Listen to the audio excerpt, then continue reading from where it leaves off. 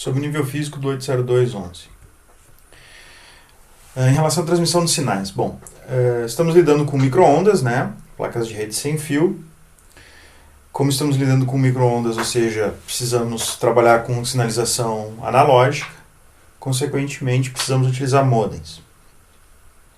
Então, o processo para a transmissão de sinais se dá através da criação da geração de uma onda portadora, que vai definir a frequência de transmissão, né, 2.4 GHz, 5.7 GHz, e essa onda portadora, da mesma forma que uma fax modem, né, que um modem de linha telefônica, essa onda portadora ela é modulada de acordo com os bits que eu quero transmitir. Então acabamos utilizando as mesmas técnicas de Quadrature Amplitude Modulation, né, o QAM, aquelas coisas todas. Então nós vamos modular essa onda portadora.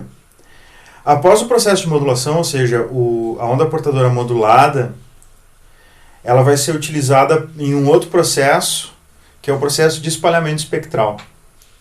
Então, essa onda modulada ela vai ser espalhada num canal de frequência, de forma a comunicação se tornar mais robusta. Então, essas técnicas de espalhamento espectral, elas são as técnicas utilizadas na comunicação sem fio para melhorar a confiabilidade do processo de comunicação. Então, como é que funciona o espalhamento espectral? O objetivo, como eu falei, é tornar a comunicação mais robusta, evitando, então, que interferências entre dispositivos diferentes que utilizam a mesma frequência causam entre si. Então, eu tenho vários equipamentos operando a 2.4 GHz, por exemplo, e eu quero criar uma comunicação de forma que esses equipamentos não inviabilizem a comunicação uns dos outros. Também eu utilizo técnicas de espalhamento espectral para tirar o melhor proveito do canal de frequência. Então, com essas técnicas eu consigo aumentar, o resultado final é o aumento da vazão, né, possível utilizando a banda, utilizando o espectro. Então, como é que funciona esse espalhamento? Existem diversas técnicas de espalhamento espectral. Nós vamos ver as técnicas utilizadas nas redes 802.11. Então, primeiro um pouquinho da história do espalhamento espectral. A primeira técnica de espalhamento espectral foi o Frequency Hopping Split Spectrum, nós vamos ver ele. Foi inventado por uma atriz austríaca, né, Hedy Lamarr. Essa atriz ela era casada com um vendedor de torpedos teleguiados na época do nazismo, na Áustria, né? E esses torpedos, então, eram comercializados, eram vendidos, e eles tinham um problema. O problema é que o controle remoto desses torpedos, né, utilizava uma frequência, né, para fazer esse controle. E os inimigos, né, conseguiam, utilizando scanners, identificar qual frequência estava sendo utilizada para controlar o torpedo, e conseguir, então, criar interferências nessa frequência, tirando o controle de quem operava, né, quem estava, né, enfim, controlando o torpedo. Então, ela, né, a Hedy Lamarr, era casada com esse vendedor, e ela, né, o que diz a história, né, é que ela servia como... Enfim, ficava entretendo as pessoas, né? Servia como fazendo uma espécie de recepção dos compradores e tal, fazia um social ali. E discutia sobre esses problemas. E sempre foi muito criativa, muito inteligente. E ela começou, então, a pensar numa solução para esse problema. E ela imaginou que a solução seria uma técnica onde a frequência utilizada para o controle do torpedo ficasse mudando o tempo inteiro.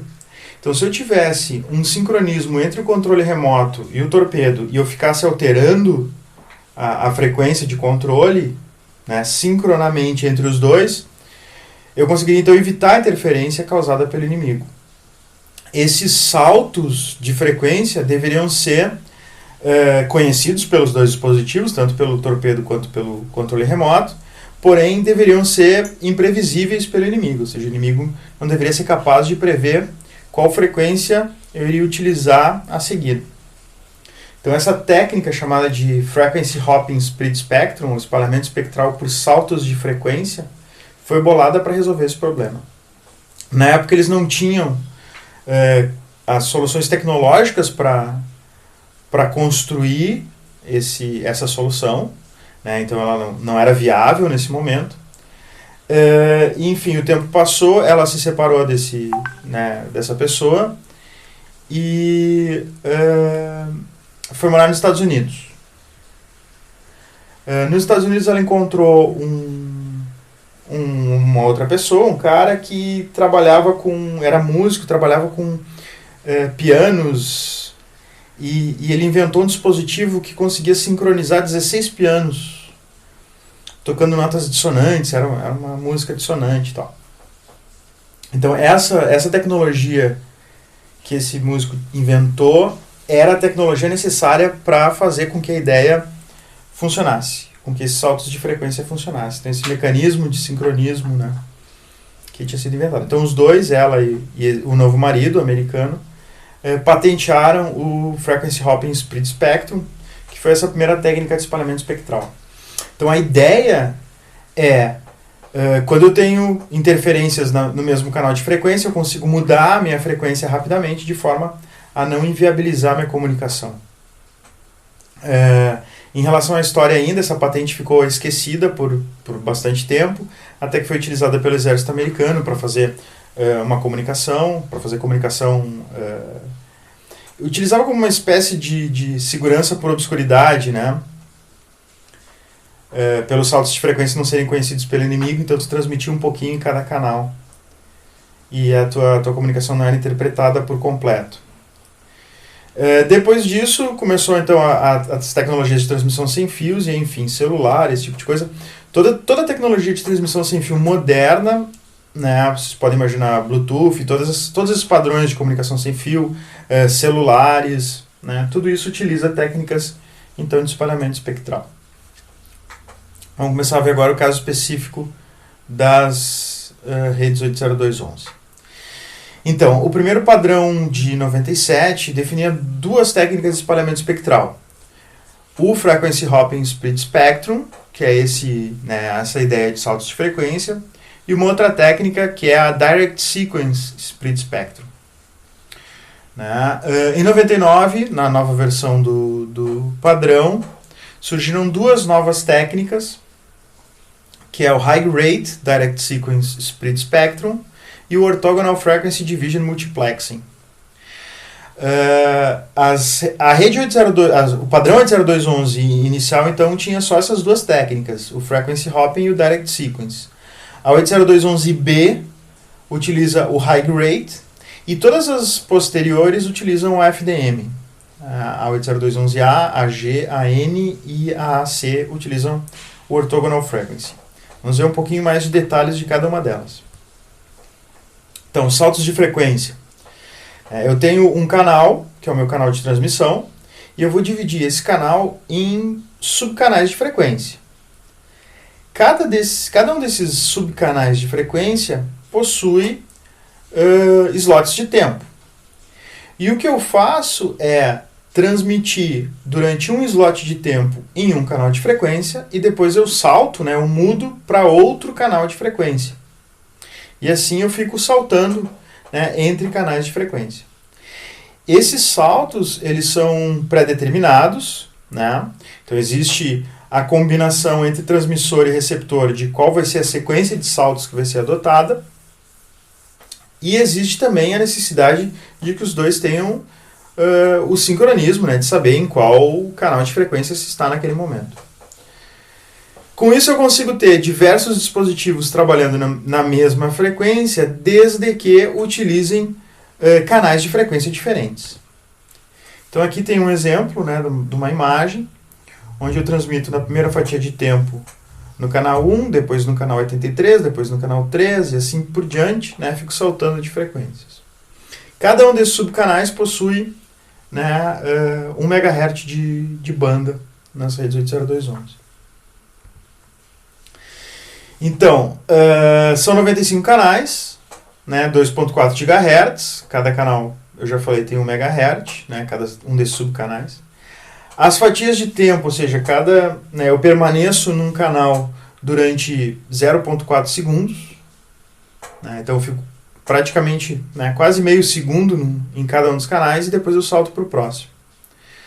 O tempo que demora para que eu encerre a transmissão do sinal em um canal e inicie no próximo não pode ser superior a 224 microsegundos.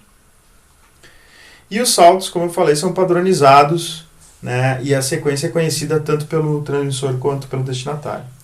Aqui tem o padrão 1, por exemplo, de saltos, né, que é o canal 3, 26, 65, 11, 46, 19, 74 e assim por diante. Então, quando o Access Point informa que vai se utilizar o padrão 1 de saltos, né, as estações sabem então que elas devem seguir essa sequência de canais de frequência. O Frequency Hopping utiliza a modulação por frequência, né? Tem um clock de 1 MHz, então se eu tenho uma modulação de 2 níveis, né, a 1 MHz, eu consigo então capacidade de 1 megabit por segundo, ou seja, eu tenho a modulação, o sinal ou é 0 ou é 1. E quando eu tenho uma modulação de 4 níveis, né, eu tenho a possibilidade de um nível representar 00, o outro nível 01, 10 e 11, ou seja, eu tenho 4 possíveis sinais, cada sinal representando uma dupla de bits.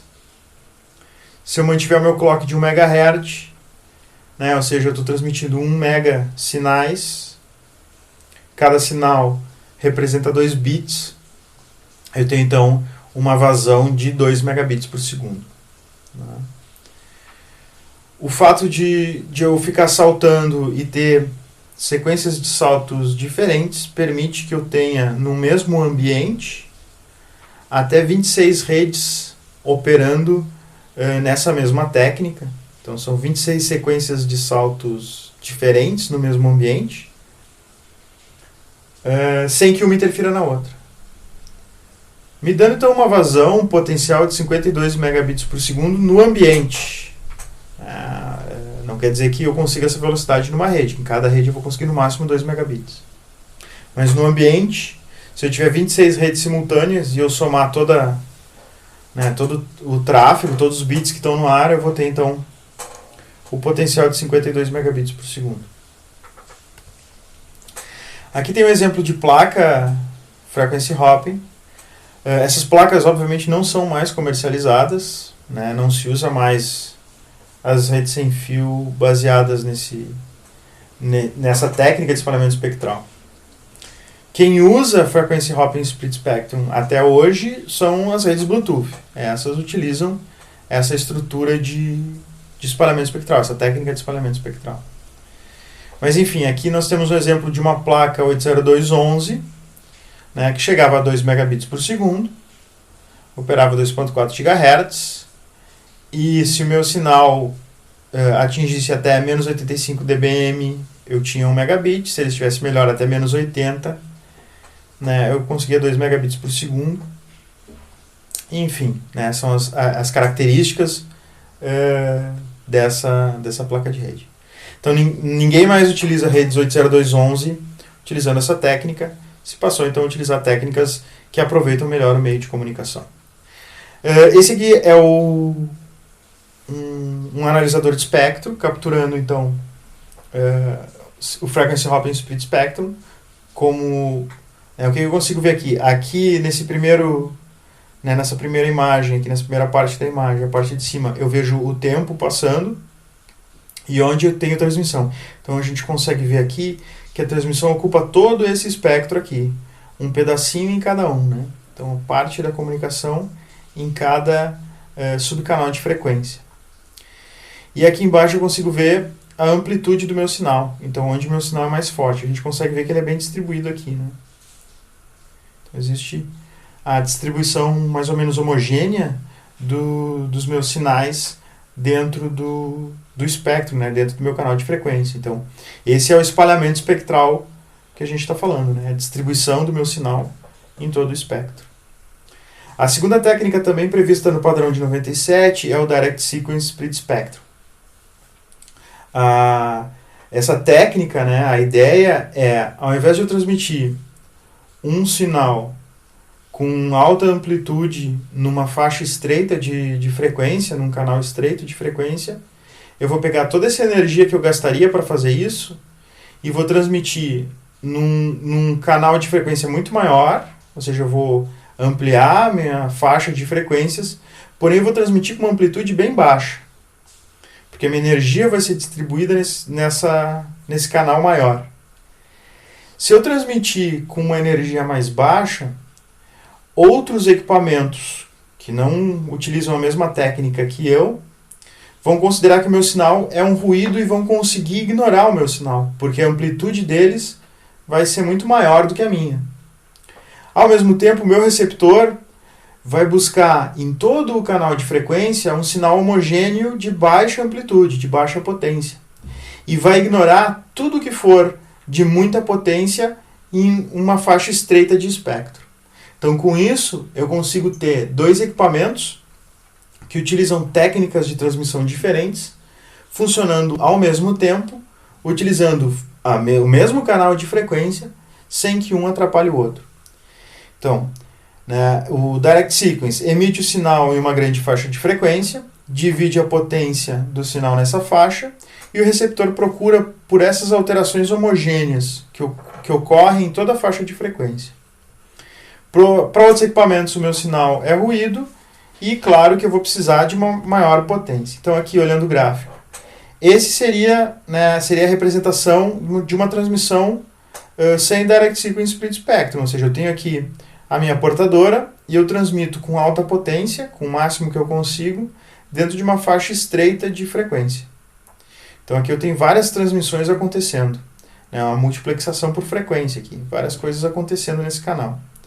Quando eu utilizo o Direct Sequence, ao invés de transmitir dessa forma, eu transmito dessa forma aqui.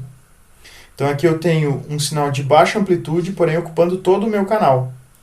Todas essas outras transmissões vão ignorar a minha comunicação aqui, porque elas vão pensar que a minha comunicação, vão considerar ela como um ruído. E elas têm muito mais potência do que a minha transmissão, então elas conseguem recuperar o sinal delas.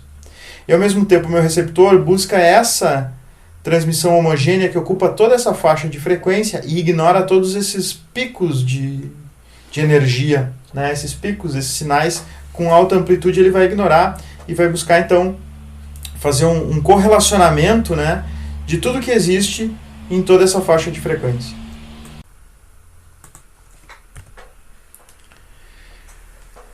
Bom, mesmo assim, mesmo eu utilizando essa técnica de espalhamento espectral, ainda eu vou tomar cuidado para que a minha comunicação tenha mais robustez, né, no momento da transmissão. Então, no Direct Sequence, se utiliza uma técnica de transmissão de sinais que são chamados de chips, que representam bits. Quando a gente começa a estudar sobre modems, a gente vê que a ideia do modem é tentar representar em um único sinal a maior quantidade de bits possível. A gente tenta então aumentar a vazão. Aqui na rede sem fio, devido aos problemas que nós temos de transmissão, todos aqueles problemas de direção de sinal, refração, difração, multicaminho, scattering, todos aqueles problemas da propagação da micro-ondas, existe uma preocupação maior com possibilitar a comunicação nesse ambiente hostil, a gente pode dizer assim, do que ter um ganho de vazão. Claro que a gente sempre se preocupa com o ganho de vazão, porém é mais importante que a comunicação ocorra. Então, o que se faz no Direct Sequence, isso é uma técnica utilizada em outros protocolos também, mas enfim, eu transmito vários sinais para representar um único bit. É o oposto do que se busca, né? Então aqui no Direct Sequence do padrão 802.11, eu utilizo uma sequência chamada de sequência de Barker. A sequência de Barker são 11 chips que representam um único bit. Então, sempre que eu quero representar o bit 0, eu transmito 11 sinais diferentes. Ao inverter esses sinais, esses 11 sinais, eu transmito o bit 1. Então, aqui, ó, analisando essa imagem, se eu quero transmitir o bit 0, e essa é a sequência de Barker, o que eu transmito no meio físico é 1, 0, 1, 1, 0, 1, 1, 1, 0, 0, 0. Então, é isso que eu vou transmitir, e quando o meu receptor, né, o meu destinatário, receber essa sequência, ele vai traduzir isso aqui por 0, um único bit. Quando eu quiser transmitir 1, eu vou inverter a sequência. Então, eu vou transmitir 0, 1, 0, 0, 1, 0, 0, 0, 1, 1, 1. Então, quando o meu destinatário receber essa sequência aqui, ele vai traduzir isso como bit 1. Parece um contrassenso transmitir tanta coisa para representar um único bit. Mas imaginem que eu posso perder uma grande parte, uma grande quantidade de sinais devido a interferências, devido a problemas de transmissão, e mesmo assim, ao recuperar só uma parte desses sinais, o destinatário vai conseguir traduzir isso para o bit que eu queria transmitir. Então, essa técnica, ela serve para aumentar a garantia da comunicação, a garantia de que a comunicação vai acontecer. Então, o que se fez nas redes 802.11 iniciais, isso aqui a gente está falando ainda de 1997, tá? Foi se definir um clock de 11 MHz para a placa de rede sem fio e 11 chips para cada bit. Então, com um clock de 11 MHz, eu consigo transmitir 11 megachips por segundo. Ou seja, eu estou transmitindo, né, 11 megasinais por segundo. Só que cada 11 sinais representam um bit, ou seja, eu tenho uma velocidade de 1 megabit por segundo utilizando essa técnica. No Direct Sequence no 802.11, se vai dividir a banda em 14 canais de 5 MHz. Cada um desses canais, então, eu vou transmitir utilizando modulação por fase, né, DPSK. Se eu tiver 2 níveis de fase num clock de 11 MHz com 11 símbolos Barker, né, ou seja, 11 chips para 1 bit, eu vou ter velocidade de 1 megabit por segundo. Se eu utilizar 4 níveis de fase, né, eu vou ter, então, a mesma técnica de 11 chips num clock de 11 MHz, só que agora eu vou conseguir representar 2 bits por sequência, né? 2 bits por sequência de Barker. Conseguindo, então, uma vazão de 2 megabits por segundo. Então, como é que funciona isso? Voltando aqui um pouquinho. Aqui eu tenho uma sequência para 1 megabit por segundo. Né? Então, imaginem que aqui seja a fase, tá? A fase da onda, e não a amplitude. Porque aqui está representado como se fosse uma onda, um sinal digital, né? Não traduzam isso como um sinal digital. Na realidade, aqui é uma forma de se representar graficamente alterações discretas, no caso do 802.11, alterações de fase. Então aqui vocês imaginem que eu tenho uma onda com fase 0, aqui uma onda com fase 1, por exemplo. Com fase 180. Então 0, 180, 0, 0, 180, 0, 0, 0, 180, 180, 180. Né? Isso para representar 0. Para representar 1 é 180, né, 0, 180, 180, 0, 180, 180, 180, 0, 0, 0, a minha fase. Isso eu tenho 2 fases, né, ou 0, 180.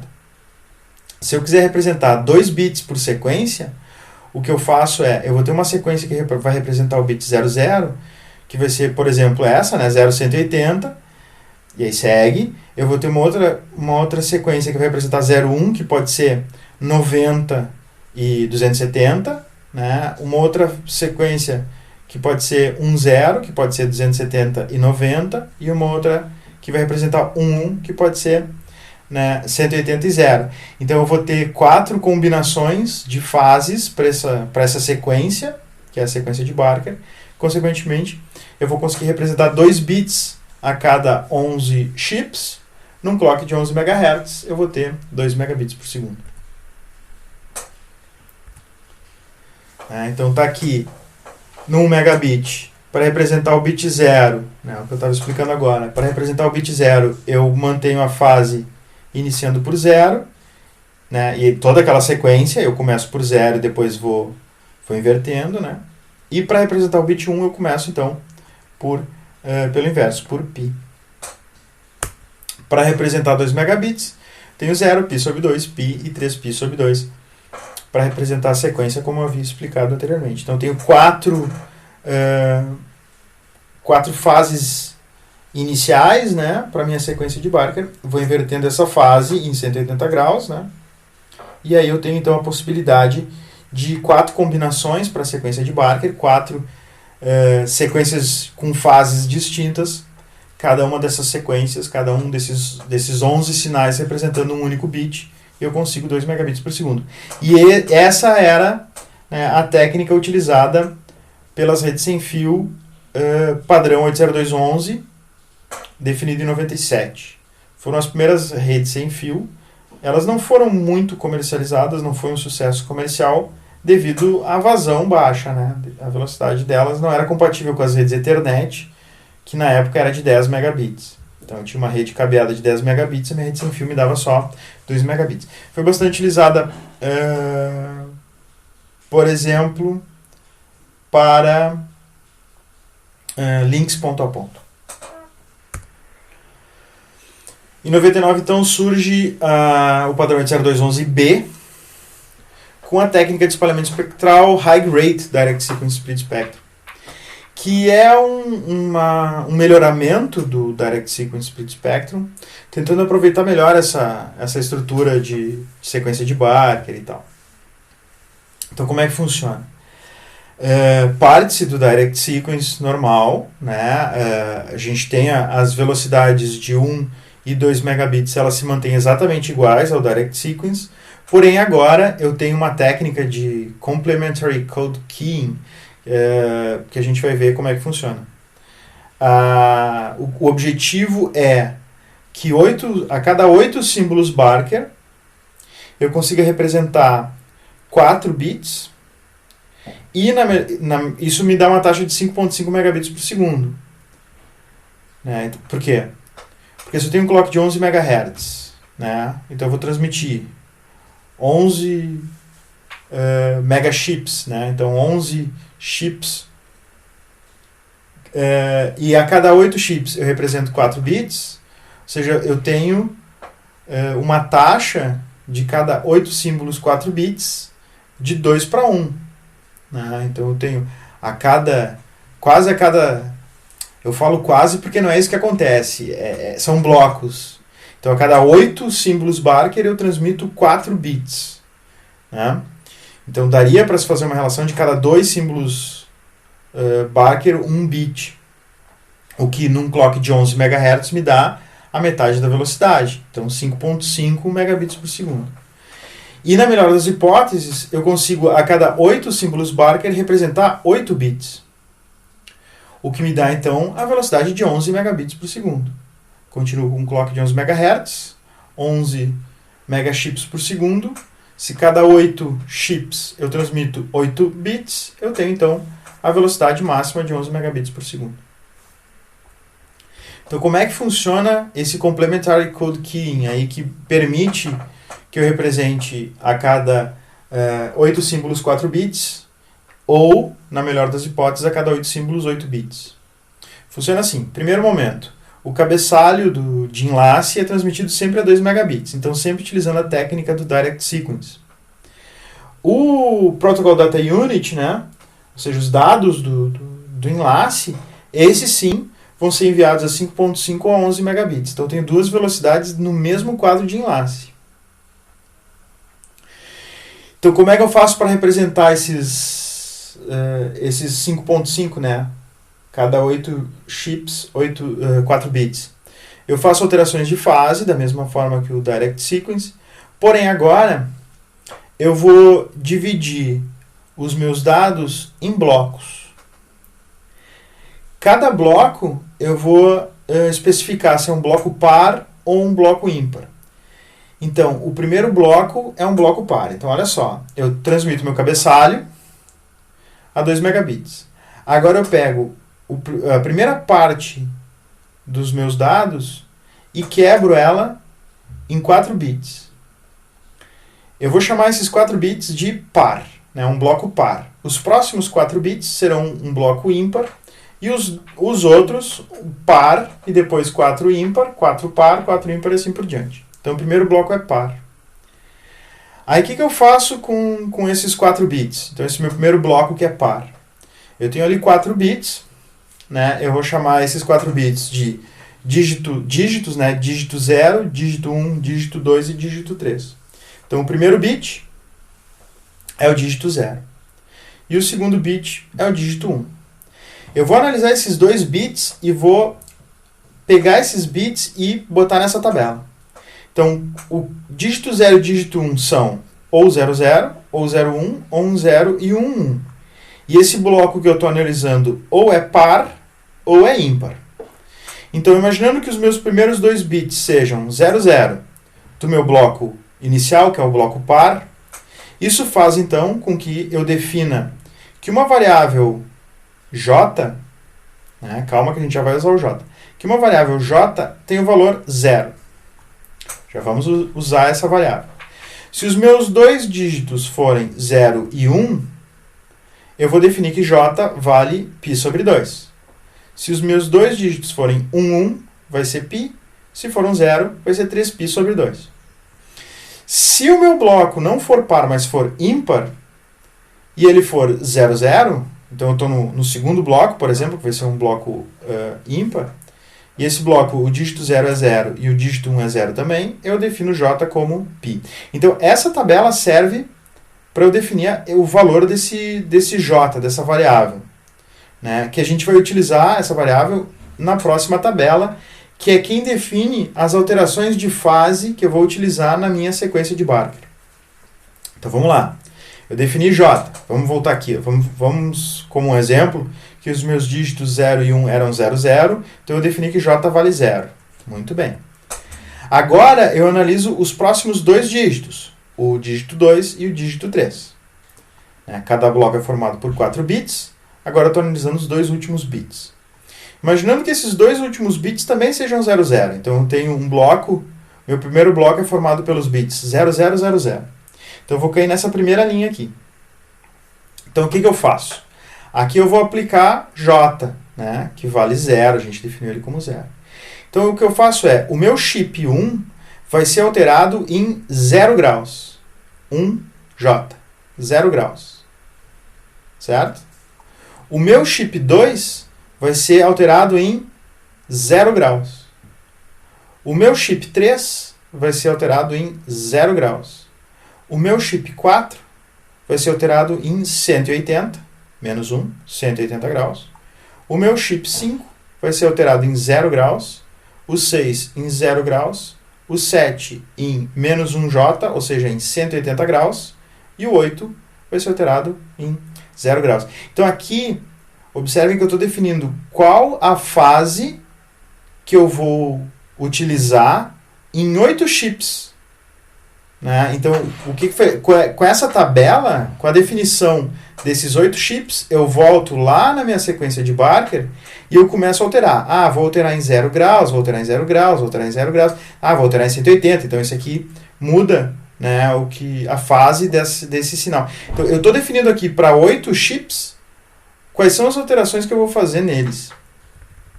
E isso serve para todas as combinações possíveis de 4 em 4 bits. Então, o que eu tenho aqui são 4 definições de J para os blocos pares. Para cada uma dessas combinações, eu tenho aqui 4 possibilidades, que me dá, então, as 16 combinações necessárias para a representação de 4 bits.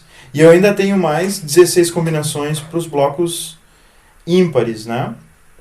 Então, eu tenho a representação de 16 sequências distintas para representar os 4 bits dos blocos pares e de 16 combinações diferentes, né, distintas para representar os 4 bits dos blocos ímpares. Se a cada 8 chips eu consigo representar 4 bits, né, então a cada 8 chips eu tenho 16 combinações diferentes, me gera então a capacidade de transmitir a cada 11 megachips, né, 5.5 megabits por segundo. Esse era o mais complexo, né? Agora, em relação aos 11 megabits por segundo. O que eu consigo agora, então, é pegar, ao invés de pegar blocos de 4 bits, eu pego blocos de 2 em 2 bits e aplico uma alteração de fase a cada 2 chips. Faço isso em conjuntos de 8 em 8 chips, de forma que cada 8 chips vão me representar, então, 8 bits. Né? Então, se os 2 bits que eu quero no primeiro pedaço são 0, 0, eu altero a fase de 2 chips 0, 0. Né? Se for 0, 1, eu altero a fase de 2 chips em π sobre 2, 1, 0 em π e 1, 1 em 3π sobre 2. E assim, então, eu consigo, a cada dupla de chips, representar 2 bits. Né? O que dá uma relação de 1 para 1, ou seja, cada 11 megachips eu tenho 11 megabits.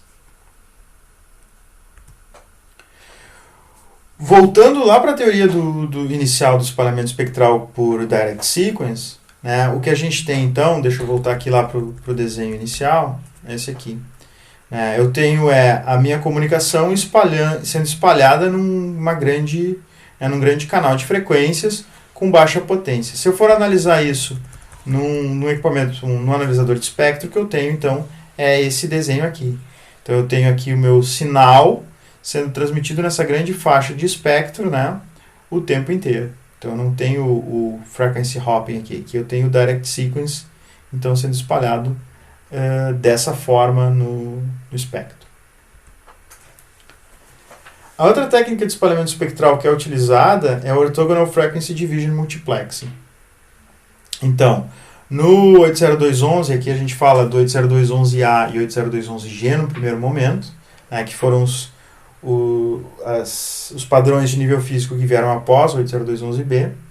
Se utilizava então canais de 20 MHz, e cada um esse canal de 20 MHz era dividido em subcanais. Esses subcanais criavam pequenos canais de frequência. Né? Então, é bastante similar à multiplexação por frequência. Porém, a forma como esses canais são colocados no espectro é que torna, então, a técnica interessante. Então, são 52 subcanais, né? 48 desses subcanais são utilizados para dados. São 52 subcanais, sendo 48 de dados e 4 para o controle.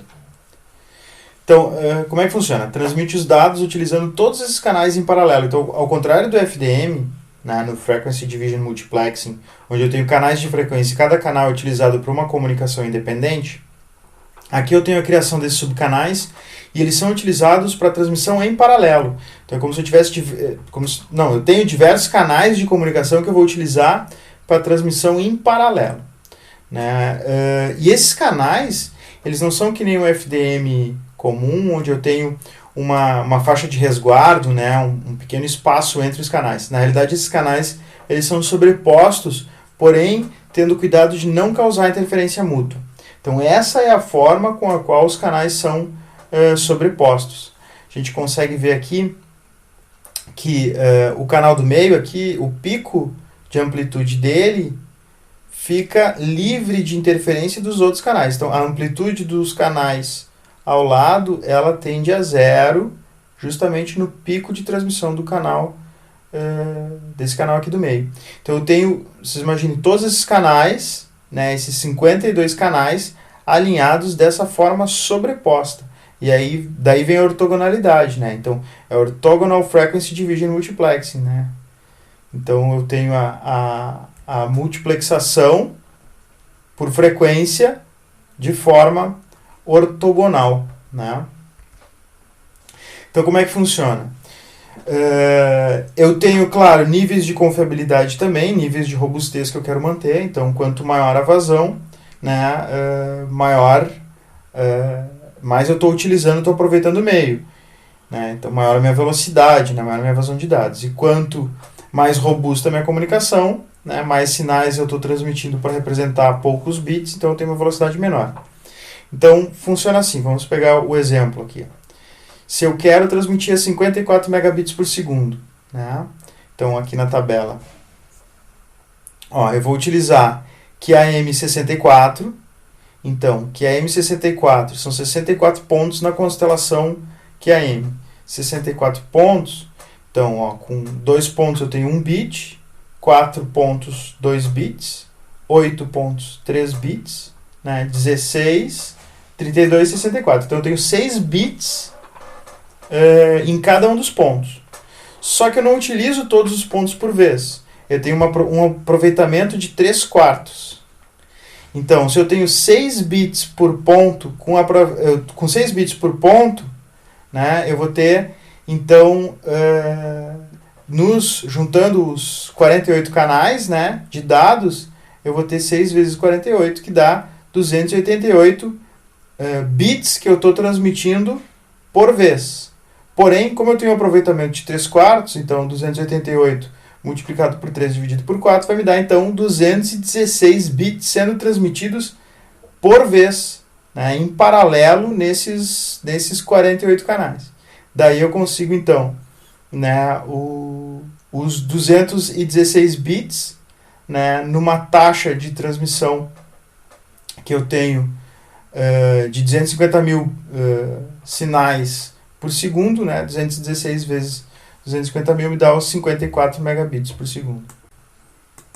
Então, se eu tenho o mesmo que a M64, porém eu tenho só 2/3 de aproveitamento, eu continuo transmitindo 6 bits a cada sinal, né, com os mesmos 288 sinais sendo transmitidos nos 48 canais, né, então 48 vezes 6, 288, porém, como eu tenho aproveitamento só de 2/3 dos meus sinais, eu acabo transmitindo em paralelo 192 bits. 192 bits multiplicado por 250 mil, que é a taxa do 802.11, A e G, né? Taxa de sinais por segundo, me dá, então, os 48 megabits por segundo. E assim vai indo. Se eu tenho 16 QAM, né? Só vou ter 4 bits por sinal, aproveitamento de 3/4. 4 bits nos 48 canais dá 192. 3/4 dá 144, multiplicado 250 mil, vai me dar os 36 megabits por segundo, e assim por diante. Então, eu tenho aqui, que a gente pode ver, uma ampliação, né, um aumento no número de pontos nas minhas fases, no meu QAM, né, fase e amplitude, né, e conforme eu vou aumentando o número de pontos, eu tenho um maior número de bits por ponto, consequentemente, nos 48 canais eu vou ter em paralelo um maior volume de bits sendo transmitidos em paralelo. Conforme o aproveitamento que eu uso para aumentar ou diminuir a robustez da minha comunicação, eu vou ter, então, uma quantidade diferente de bits sendo transmitidos em paralelo, né, aproveitáveis, digamos assim, bits na comunicação mesmo, que não são redundância, e, consequentemente, eu vou ter uma vazão diferente. Então, quando vocês veem aquelas velocidades que são estranhas, né, no 802.11g, por exemplo, 6 megabits, ou 9 megabits, ou 12, ou 18, ou 24, 36, 48, 54, essas velocidades aqui, elas são provenientes dessa forma de transmissão dos bits. Essas são as velocidades para a rede 802.11a e 802.11g. Então aqui está o exemplo, né, que é a M64, 6 bits por símbolo. 6 bits por símbolo vezes 48 subcanais me dá, então, 288 bits por canal, né, sendo transmitidos por canal. Dos 288, aproveitando 3/4, 216 são dados. Se eu tenho uma taxa de 250 mil sinais por segundo, eu vou ter, então, 54 megabits por segundo. Vocês podem ver que ela aproveita bem o meio, né? Então, essa é a visão, né, de um analisador de espectro sobre o uso do canal de frequência pela rede 802.11g, né, utilizando, então, a técnica de UFDM. E, a partir do UFDM, não tem muito mais o que... Né, não tem uma revolução, um avanço tecnológico muito mais significativo além disso. É isso que a gente usa, né, como estado da arte em aproveitamento de meio físico, em aproveitamento de canal de frequência. Né, o UFDM é o mais é o que tira melhor proveito. Para onde é que se vai, então, a partir do momento em que se tem essa técnica de espalhamento espectral, que é o FDM, que tira o melhor proveito que se consegue de um canal? Se parte, então, para novos mecanismos capazes de ampliar ainda mais a vazão dos dados. Então, se parte para um melhor aproveitamento do meio através da evolução de outras técnicas. Uma das novas técnicas que surgiu, então, é a utilização de múltiplas antenas. Né? Essas múltiplas antenas são utilizadas tanto para o recebimento quanto para a transmissão de dados. Então a gente tem a técnica do MIMO, né? Multiple Input, Multiple Output. Então, após a definição do Orthogonal Frequency Division Multiplexing, chegou-se próximo ao limite do espalhamento espectral. Então, esses novos mecanismos são necessários para se aumentar a vazão de dados. Então, a tecnologia MIMO tem essas várias antenas e a gente faz arranjos com essas antenas. Os arranjos são classificados assim, 2x2, 2x3, 3x3, 4x4. Então, 2x2, por exemplo, eu tenho duas antenas que transmitem, né, e duas antenas que recebem. 2x3 eu tenho duas antenas que transmitem e três antenas que recebem. E é importante isso. O número de antenas utilizadas tanto para transmissão quanto para recepção é bastante importante. Né? E por que eu utilizo essas várias antenas e como eu utilizo essas antenas?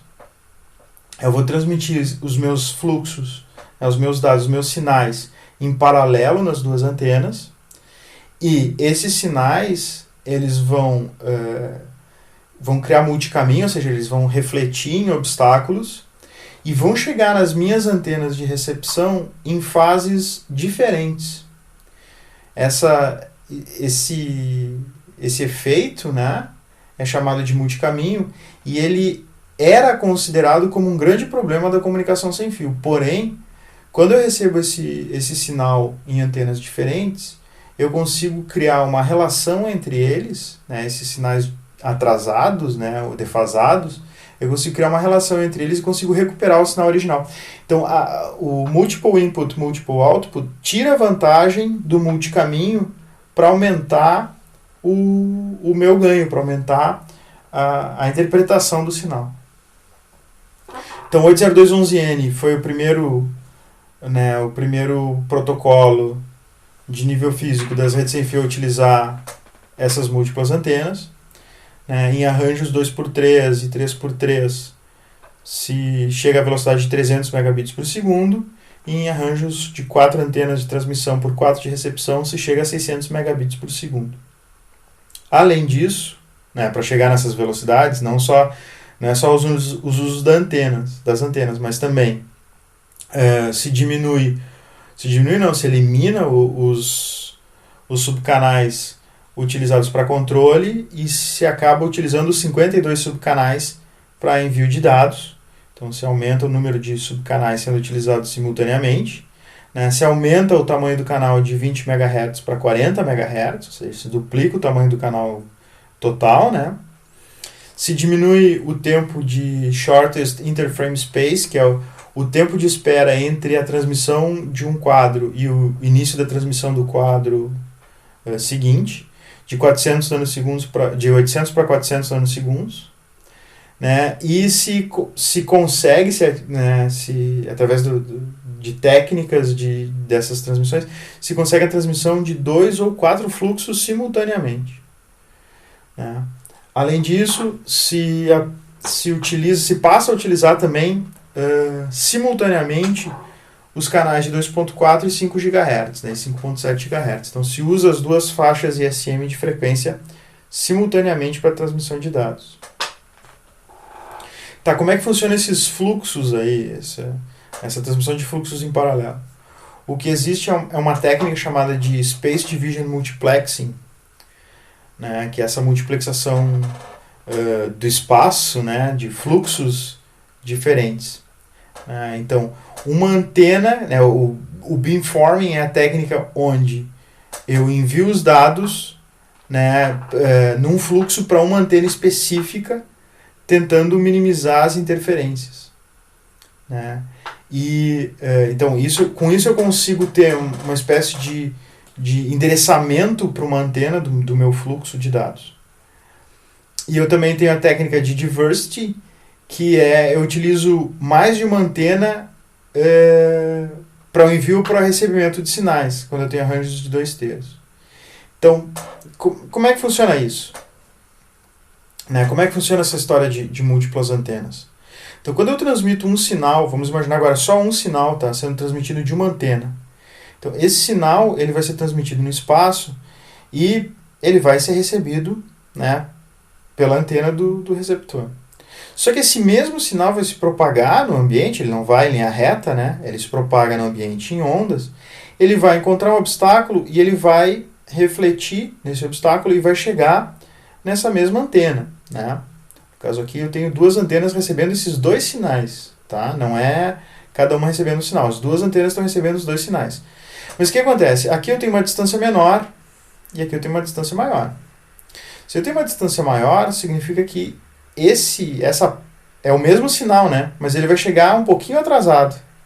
Então, o mesmo sinal chega em 2 momentos distintos na antena de recepção.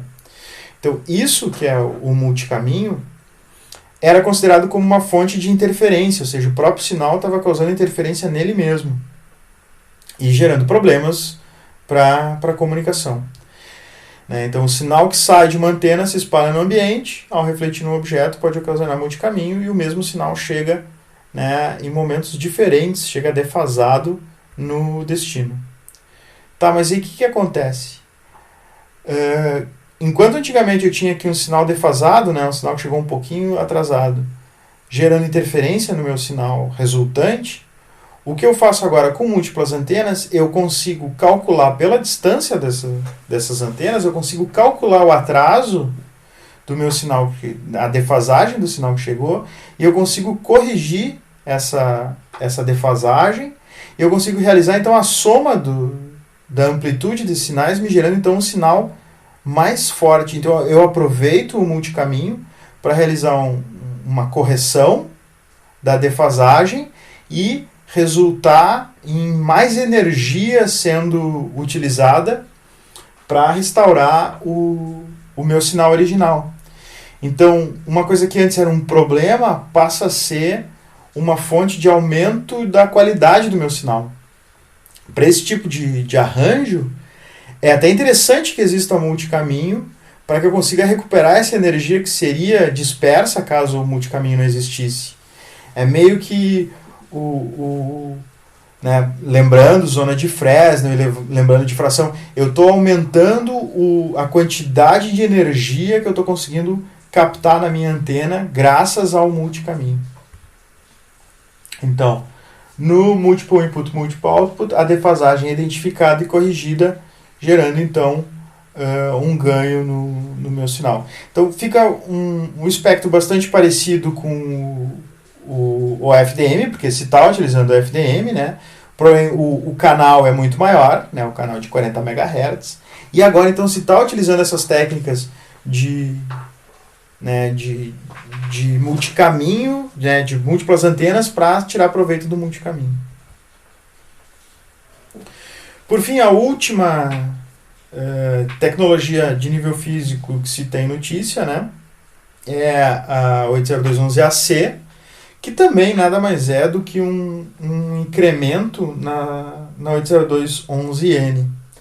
Né? Então se aumenta o tamanho do canal, se melhora a modulação, se aumenta o número de fluxos, né? Então se aumenta tudo para se ter um canal maior e para se conseguir uma vazão de dados maior. Então, dos 40 MHz do 802.11n, então o 802.11g eram 20 MHz, o N passa para 40 MHz e o AC passa então para 80 e nas redes mais potentes, né, nos equipamentos mais potentes, chega a 160 MHz de largura de banda. Então é um canal bastante grande, né? E nesses 160 MHz ainda se usa Orthogonal Frequency Division Multiplexing, ainda se usa o FDM, então se aproveita todos esses 160 MHz. Além disso, de QAM64, que era o máximo que a gente tinha no 802.11n, se passa para um QAM 256 pontos. Então se aumenta o número de bits por ponto, né? E se aumenta também os fluxos de até 4 fluxos do 802.11n para até 8 fluxos no 802.11ac. Com isso, então, se chega numa vazão bem maior, né? Não usa mais 2.4 GHz, usa direto 5 GHz, né? Então a faixa de 5.7, que é a faixa ISM. E uma grande novidade do AC é esse endereçamento de antenas que eu havia falado, né? Ele fica muito mais específico e ele acaba se tornando uma solução de multiplexação dentro do mesmo espectro, dentro do mesmo canal. Então, eu consigo fazer com que o Access Point envie simultaneamente quadros de enlace para clientes distintos. Então, eu tenho uma comunicação em paralelo entre clientes distintos. Então, o resumo da história é que o Access Point, que antes se comportava como um hub para rede sem fio, ou seja, era uma rede sem fio, cada vez que o Access Point ia transmitir alguma coisa, todas as estações recebiam aquele quadro, e da mesma forma que o hub funciona. Agora, o meu Access Point passa a transmitir 2 fluxos distintos para 2 clientes distintos, como se fosse um switch, né? Então, existe essa nova técnica que vai aumentar ainda mais a vazão. Porque a vazão de dados da rede sem fio, ela sempre tem que ser considerada para uma única máquina, né? Então, se eu tenho 54 megabits, ou se eu tenho 300 megabits por segundo no 802.11n, é 300 megabits para uma máquina. No momento que eu colocar outra estação, eu tenho que dividir esse canal, né? No 802.11ac, isso começa a se configurar de uma maneira diferente, ou seja, eu vou aproveitar o meu espectro em comunicações em paralelo. E o 802.11ac promete vazão, né, até 3.4, 3.47 gigabits por segundo. Então a gente chega na era dos gigabits no 802.11ac.